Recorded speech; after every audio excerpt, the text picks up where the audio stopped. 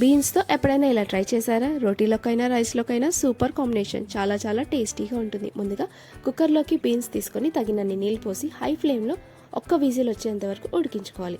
Stove మీద pan పెట్టేసుకొని oil వేసి ఆయిల్ హీట్ అవ్వగానే ఆనియన్స్ వేసుకోవాలి. ఆనియన్స్ పచ్చివాసన పోయాక ఇందులోనే టమాటాలు వేసుకొని మంచిగా మెత్తగా ఉడికించుకోవాలి. ఇది చల్లారిన తర్వాత మిక్సీ జార్లోకి తీసేసుకొని ఉప్పు, కారం, పసుపు, మిరియాలు, అలాగే కొంచెం అల్లము, ఫ్రెష్ కొత్తిమీర కాడలతోని వేసుకొని మంచిగా పేస్ట్ చేసుకోవాలి. స్టవ్ మీద ప్యాన్ పెట్టేసుకొని ఆయిల్ వేసి ఆయిల్ హీట్ అవ్వగానే ఇందులోకి గరం మసాలా, అలాగే ఉడికించుకున్న బీన్స్ కూడా వేసుకొని మంచిగా మగ్గించుకోవాలి. ఇది ఆల్రెడీ ఉడికింది కాబట్టి ఎక్కువ టైం పట్టదు.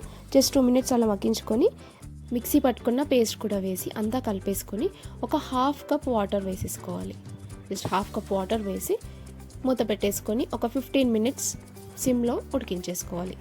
అంతే, మనకి మంచి గ్రేవీతోని బీన్స్ కర్రీ రెడీ అయిపోతుంది.